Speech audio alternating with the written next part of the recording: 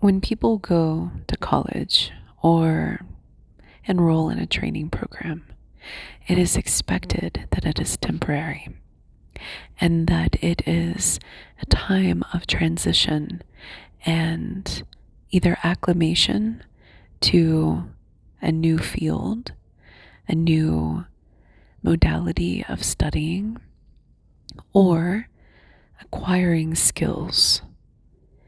And yet, very often when we build our lives, especially when we're working with manifestations and reality shifting, what I've observed is this predisposition to seeing everything as needing to be permanent. And not always, of course, but very often there is this default expectation that if I move, if I get this job, if I go into this career, if I partner up with this business, if I train myself in this field, that this is it. This is going to be, I'm getting married. This is it.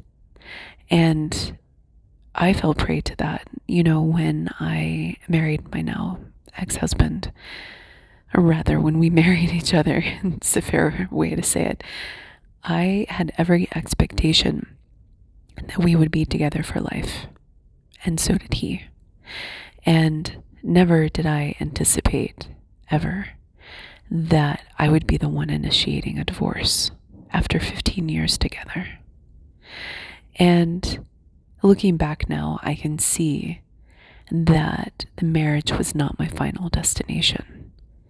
And I don't want to speak for him and his destiny, but I've talked about it before. We grew up together and we adulted together. We learned how to become adults, but I needed to continue on in my transformation journey. And just like a rite of passage, and just like going to college, this marriage was not a mistake. But when I was getting divorced, I would hear things like, oh, it's a starter marriage. Oh, you won't make the same mistake again. And it really deeply bothered me because it actually was the perfect relationship for both of us for that period of time in our lives. And we were the ideal partners for each other, for the lessons that we had to work through. And there was nothing about the dissolution of our marriage that was a mistake at all. Similarly, when you enter into a field of work, or when you, let's say, become an entrepreneur, you might have this vision that you're going to be there until the end, especially if you're an entrepreneur. I see this a lot with entrepreneurs, that there's this fixation on this is it. I'm going all in and I'm just going to run myself into the wall. And there's nothing wrong with that, right? But sometimes, as I'm building a case here for us to consider, sometimes that is an important part of the journey that is not a mistake, even if it ends in what appears to be utter failure. I've known many entrepreneurs that have had to close shop and had to let go of their business ideas. And they were very, very talented, and their business ideas were very, very good. But what happens is that they go through this process of re-evolution and transmutation afterwards. And then the next startup is even better because of all the skills that they have already obtained. And not everybody follows this path, of course, but what happens is that when you go through these rites of passage, you obtain so much value and you give so much value. Usually it's reciprocal, right? And it's never, in certain situations, it's never meant to be the be-all, end-all. And where we start the cycle of suffering and perceived self-failure and the narratives that we tell ourselves in our mind, or the narratives that society tries to tell us. Like, oh, you'll never make that mistake again. Like, what are you talking about? There was nothing wrong with that decision, right? It's a reflection of this expectation that I believe we are growing out of. And the expectation is that you have one job and one life and one wife and one husband. And some people do, right? That is a very valid path. But there are other paths that are opening up. You're not limited to just one career. You're not limited to just one business. You can even be the CEO of multiple businesses. Just look at Elon Musk. And this vision that you're going to work at the same place for the rest of your life and get the golden parachute of the pension at the end. Nope. Like our society is drastically overhauling what it means to be in work. And thank God we have people that are pushing that forward, really challenging the status quo. So as a result, we can get fixated in our minds about this preconceived notion of who we're supposed to be, how we're supposed to be, and what our decisions in our lives look like. And the trophy at the end sometimes is not given to us. But it doesn't mean that we don't have a trophy. Sometimes we have to give it to ourselves. Because if you are surrounded, especially depending on what culture you come from, where divorce is not an option and it's seen as though you are a failure, or being a single woman, I know people that if they get to a certain age and they're a single woman or they're childless, and both, it means that they have failed. They failed this secret standard of what it means to be a woman and what it means to be desirable. And if you get to, your 40s and you're a single woman and you have no kids and you don't really have a job or a career, then that's like triple strike, you're out. You might as well go off into a cave and become a cave dweller and not ever see the light of day again. This is the feelings of self-esteem that people internalize based on their attachments to caregivers and loved ones that have certain cultural affiliations, sometimes religious as well. And both of those combined can be very powerful. And when love is contingent, like we live in a society where love is contingent upon being certain ways and making the family proud and fitting in, then you internalize it naturally that you are a failure and you judge yourself through the eyes of other people. And this is what creates the systemic invisible prisons. But I'll do a different episode on that. So I remember being in Bali, and I had just gotten there. This was many years ago, and it was so glorious. And I had this little villa that was small. It was perfect for me. It was like a 1-bedroom, little kitchen, little living room, and I had a garden that was so beautiful and a plunge pool right outside of my door. And it was behind a wall, so I felt protected. And it was in this quiet little village, so I felt tucked away from everybody. And it was just this remarkable experience. And I remember laying in the pool, feeling the energy of Bali. And Bali has very intense creative energy, also very shadow energy. If you haven't been there, just a heads up, Bali I went to was very heavy in the shadow. I took a moped up to a mountain and got stopped by some locals and was told to turn around. And this is after seeing skulls and bones in storefronts, like voodoo style, like magic, dark magic in Bali. And it also has light magic too, but they're in touch with creative energies that you don't see on the Instagram tourist photos. I'll just put it that way. And so I was soaking in the energy and I started manifesting. And I started opening up these lifelines of these different visions. And I won't go into the details, it's not really important. But I started spending some of my manifestation energy thinking about a life in Bali. The problem was that, actually, there were two problems.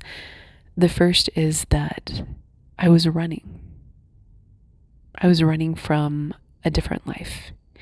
And there was part of me that was a little bit too hasty in trying to find a second home to settle in. And I was also inexperienced on that part of the world. And so I didn't realize that it actually was not a good fit for me. I just arrived. I was in month 1. I didn't just arrive. I was at a conference and then I went to Ubud. And so I'd been there for a couple of weeks, but I was still in month 1. And by month 3, I was hightailing it out of there and like sighing relief on the plane, because I won't go into the details. It's not really important right now, but it wasn't a good fit for me. I found it to be very, very, very intense. And I couldn't handle it for more than probably 2 months at a time, 3 maximum. But I spent all of this manifestation energy and time visualizing and working on a manifestation that I would realize was too early and was not actually my final destination.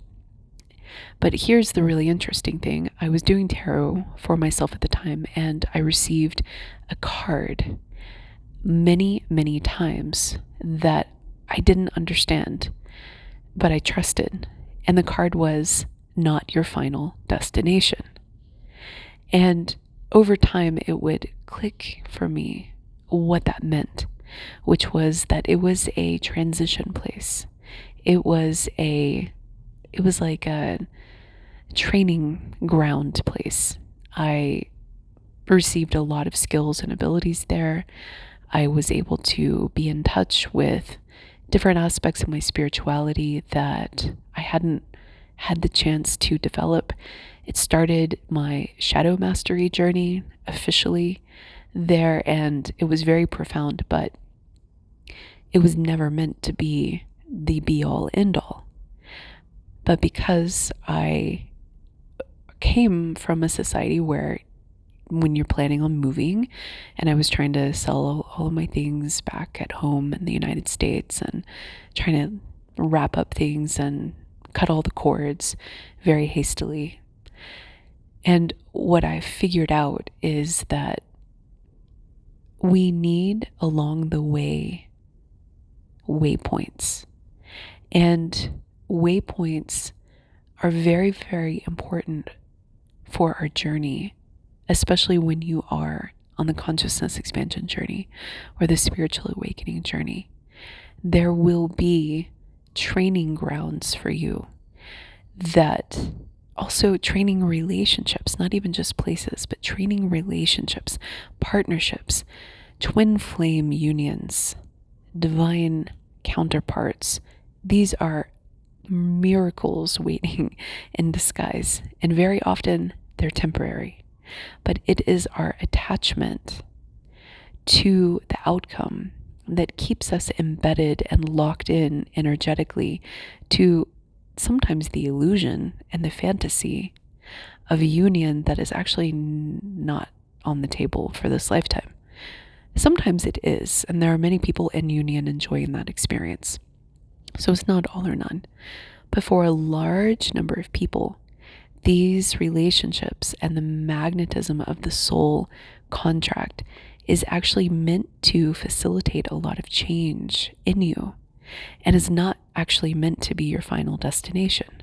But because love is such a powerful motivating force in us all, we can heavily attach to it and create this anchor point, this symbol that somebody becomes in our life, or a place that becomes the symbol of a pilgrimage that is just supposed to be a pilgrimage, but we try to fit it into something that it's not meant to be.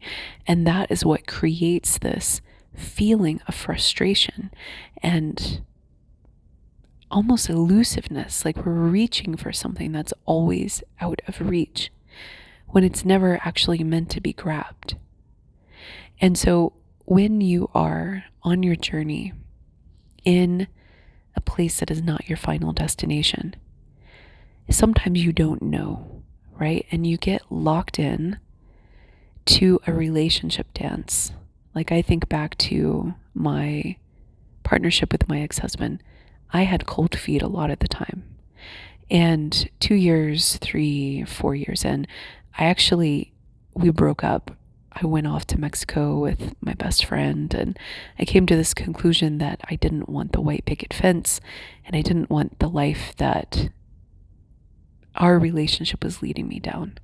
I wanted to travel. I wanted to be free, and I wanted to be, a DJ. I wanted to explore. I wanted to let my hair down. I wanted to swim naked in the surf, and I just wanted this life that I knew I couldn't have settling down with my then boyfriend. So we broke up, and it was like 2 months, 3 months maybe. And I had a lot of shadow patterns active, and we got back together. And we would stay together, and I was committed. So my cold feet turned into, I'm there. I'm there. Okay, I'm doing this. And then what happened is that when we started trying to have kids, I started getting cold feet again. And that was the breaking point when I realized that actually I wasn't in the right place. And I did want to travel around, and I did want to go swimming naked in the surf, and I did want to let my hair down, and I did want to be I didn't be a DJ, but I started making electronic music and published an album, and also did a bunch of other things. I became a psychedelic facilitator and a reality shifting coach, something I never would have thought I could do in that old life. But during that period of time, because of the lessons that we had active, I couldn't have just cut free in my 20s and gone and done those things. I would have fallen flat on my face because I didn't know how to communicate. I didn't know how to express myself. I literally did not know how to express myself. I was like a robot then. People who knew me at that point in my life would say that they didn't know me because I was like hyper INTJ, super in my head, and just like this walking equation of who I thought I was supposed to be. So I couldn't have gone and done all those things that I wanted to, not really. And I needed to learn how to be an adult. I needed to learn how to be in love, how to be in a partnership that respected me and that where I respected them. And I needed to learn how to be safe in love. And there were so many beautiful things that came out of that, but it was not the final destination, nor was it a mistake. Just like going to graduate school, even though I didn't stay in academia, was not a final destination, nor was it a mistake. And so here is the biggest part of what I want to convey to you is if you haven't yet found your purpose, then you might be making a lot of transition decisions. And you might be disappointed in yourself. Like, oh, I'm trying another thing. Oh, I'm moving on. I'm doing this. I'm breaking up again. Like something's wrong with me. Why can't I settle? It's because you're not meant to settle right now. You're meant to be where you're at. But when you're truly in a transition portion of your life, you'll know it because you will have a recurring pattern of cold feet, of feeling like, I don't think this is for the long term. The other person, the job, might want you there for life, but you might internally be holding these feelings that are like, I'm not sure. Yeah, I'm not sure. I'm not sure. There's nothing wrong with you. Perhaps you are exploring. Perhaps you're there for a very discrete amount of time, a very portionable amount of time. Now, I would encourage you, if you are aware of this and cognizant of it, to communicate that. So you are setting the expectations accordingly, and that way you're not falling into a shadow pattern. So for example, when I was an executive for a late stage startup, I had this conversation with the CEO and I said, I know I've only been here a little bit of time, but I can feel that within 6 months I'm going to be called away. And I was. I told him that, so I set the expectations. He was still hurt and he still felt abandoned, but the whole time, and as soon as I could feel the call, and as soon as like the spiritual awakening journey got more and more intense, and I went to Bali and I started transitioning out. And that is, I believe, the way to deal with transition zones while being in integrity. If you're in a transition relationship and you know it, then tell the other person, I'm here now, but I can kind of feel that maybe this isn't going to be the configuration for the long term. Give people time to process that. Sometimes you don't know it, and then you do the best that you can. But the end goal ultimately is to be clear about where you think you're going to be, how long you're going to be there, and why you're going to be there to the best of your ability. And initially, this might be really confusing, especially if you do buy in to your culture or your subculture's persistence mentality. I've got to stick it out, got to stick it through. If you have any inclination for that, then you might fall into the shadow pattern of being hasty and signing up and overcommitting before you've really given something a shot.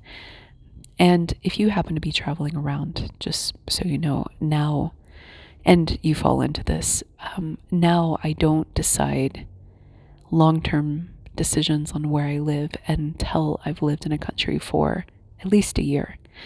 2 years is really good, but by a year, I kind of know. And by the middle of the second year, I also have an even better idea.